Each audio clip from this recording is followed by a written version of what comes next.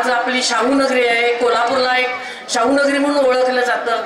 ज्यांनी समतेचा संदेश दिला, ज्यांनी दूरदृष्टी ठेवून काम केलं असे शाहू महाराज, ज्यांनी लोकांच्यासाठी धरण बांधलं, शाळा काढल्या, बोर्डिंग केले, रेल्वे आणली, सर्व काम केले, त्यांचे उपकार आज त्यांचे वंशज जे शाहू छत्रपती उभे आहेत, तर त्या उपकाराची आपल्यावर वेळ आलेली आहे की परतफेड करायची।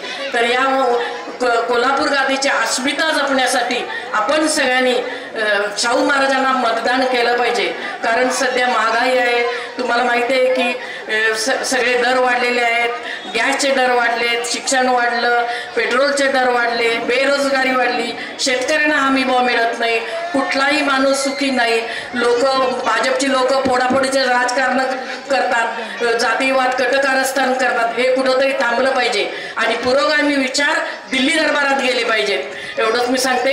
आणि सगळ्यांनी आपल्या राज्याची अस्मिता जपण्यासाठी सगळ्यांनी शाहू महाराजांना येत्या 7 तारखेला हात या चिन्हावर मतदान करून सगळ्यांनी साथ द्यावी ही विनंती करते। आणि मला सगळ्यांना एवढंच सांगायचं आहे की 7 तारखेला आता सुट्ट्या वगैरे असतील, महिला गावाला जातील, गावाला जाऊ नका, लग्न वगैरे असली तर महाराजांना मतदान केल्याशिवाय कुठं जाऊ नका, सगळ्यांनी मतदान करा। कारण प्रत्येक मत हे तुमचंच विजय आहे आणि संविधान जपण्यासाठी आपल्याला हे सगळं मतदान वगैरे केलं पाहिजे आणि महाराजांना दिल्ली दरबारी पाठवलं पाहिजे एवढी विनंती करते।